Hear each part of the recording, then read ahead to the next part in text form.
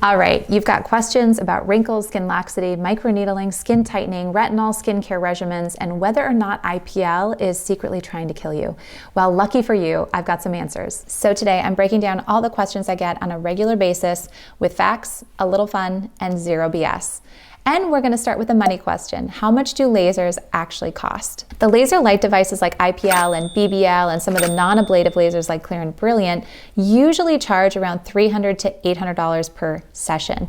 Now, when we go up a notch and we get into the ablative laser realm with Halo and Fraxels, those generally cost on average $800 to $2,500 per session. And then of course, when we get to the gold standard of resurfacing, which is going to be your CO2 or your erbium, that can cost anywhere from $2,500 to $5,000. And another main cost factor that always drives the price up is going to be the practice's reputation. Obviously, if they have rave reviews, they're going to be charging a little bit more. If a provider is offering a full face CO2 for $500, run. That's either a Groupon nightmare or a Craigslist back alley situation. Does IPL cause cancer? IPL or BBL is non-ionizing, meaning it doesn't mutate DNA. In fact, studies show now that IPL reduces precancerous sun damage by breaking up the pigmentation. If there were any studies that show that IPL caused cancer, estheticians and dermatologists would not be zapping their faces every few months. What is crepey skin? If your skin always looks like tissue paper and you don't know why, welcome to crepey skin.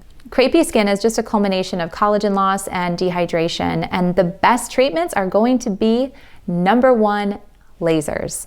And the best lasers I have used for crepey skin on the face, neck, and chest are hands down, no BS, the Cyton Pro Fractional, the Contour TRL, and the micro laser peel. I mean, all of those lasers just do an extraordinary job at removing crepey skin, wrinkles of all kinds, and other barnacles. The runner-up to that would be microneedling with PRP, and not the RF microneedling device, but the skin pen is what I've seen to work best. Now, a lot of people need to know that microneedling can be highly variable, so just keep that in mind. And the last best option is going to be for those of you that are consistent, so topical products. Always AHAs, glycolic lotions, and definitely get a retinol in there too. How to avoid loose skin when losing weight. Have you lost weight recently? Well, congratulations. So has everybody else on GLP-1s. And this question is becoming the most searched question in my industry right now. My approach is going to be more holistic, like incorporating nutrient-dense foods, exercise, sleep, topicals, treatments, you name it. In fact, I wrote a blog, which will be somewhere on the screen here for you to check out. But if we're just talking about energy-based devices and what happens when people lose weight, a lot of the time the face tends to lose volume. Now, there's no device that's going to defy gravity. However, what I tend to see with weight loss is that those perioral lines really start to pop in around the mouth. The eyelids start to look more lax. So again, I feel like I'm harping on this, but the ablative lasers are changing your skin. Does laser melt filler? Short answer, no. Long answer, it may depend. And the reason why I say that is because in my 18 years of experience as a medical esthetician, I have seen some things. And injectable fillers it's very technique dependent. And sometimes that filler can be placed more superficially. Now, lasers are really incapable of reaching certain depths. So that's usually a hard no for me. But when the two are closer than we believe they are, that certainly can happen. My recommendation is to never get laser after you've had filler. In fact, I would wait a full year. And if you are planning on doing some deep resurfacing with CO2 or erbium, I would go as far as to recommend getting that filler removed with Hylenex. How can I speed up healing after a CO2 laser? Well, the CO2 and the erbium are almost identical energies. So really it's just the laser engineering that sets them apart.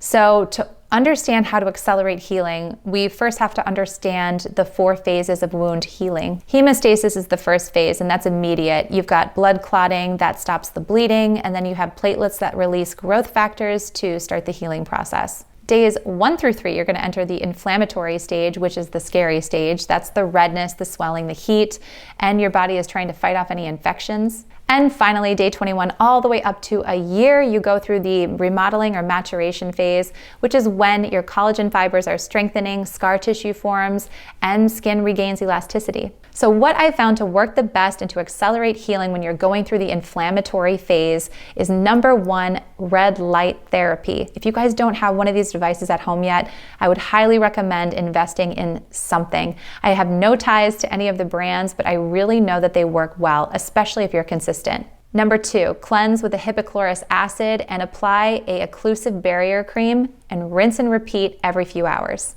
Number three, a cooling water-based mask. Usually you can get them from your provider. If all of those steps are followed routinely, your healing time will be cut in half. How to get rid of lip wrinkles. Barcode lines, smoker's lines, you guys know what I'm talking about. It's those lip lines that etch in the skin. Typically in women, once they get into their late 50s, early 60s, perimenopausal, menopausal, you lose estrogen, and so you really start to notice these. The one thing that has always been reproducible and predictable in terms of treatments has been the erbium resurfacing device for me. If you want to name names, it's Cyton's Contour TRL, where in one single treatment, we can reduce and eliminate these lip lines. Yes, there is a recovery period. It's 2 weeks. And then after that, you can apply a tinted sunscreen or specific foundations to conceal the redness. It's pretty typical not to see another wrinkle in that area for years to come. How to get rid of neck wrinkles. Earlier in my career, the neck skin was the bane of my existence. With all these devices and treatments that I offered, nothing was really yielding exceptional results. And it was only until I really learned more about the anatomy of the skin on the neck is when I started to introduce different modalities. Now, the answer to your question is the ablative fractionated laser is the number one best treatment for the neck.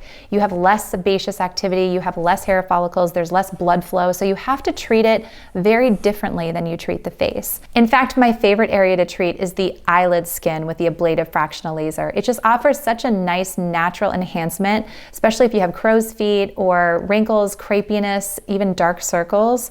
And so once I started utilizing that technique, my results started to get better and I started to see things over time. And so that is definitely my hands down favorite treatment for the neck right now. How to get rid of jowls. Gravity is not our friend, but fortunately in this day and age, we do have some solutions. And jowls really happen when collagen and fat pads shift downward. So really identifying the severity of your skin laxity is key. I'll use myself as an example. I'm 43 years old and I'm just now starting to feel a little laxity on the lower part of my face. And I'm starting to kind of see maybe little hints of a jowlette. So for somebody like that, I think the non-surgical treatments like microneedling RF, soft wave, radio frequency, all the devices that are touted as skin tightening, they can work and they have worked for me. The important factor is to remember that these devices are highly variable. You know, what works on your friend may not necessarily work the same way for you. If you're in your 50s or 60s and you're experiencing more of a moderate degree of jowls or skin laxity, then really the procedures that work best, that we know work best, are going to be CO2, erbium resurfacing, and or surgery. If you're a little bit older and you have more severe laxity or jowls in the lower portion of the face, I would really just recommend surgery. There really isn't any other non-surgical device on the market or thread lifts that are going to yield the results that you're really looking for. Moral of the story, you don't need to snatch your face with tape. You just need science. And that's it. I hope I was able to answer some of your burning laser skin questions with this video today. So if you have any more questions, you can always reach me at Tara at the Skin Science Collective. Bye.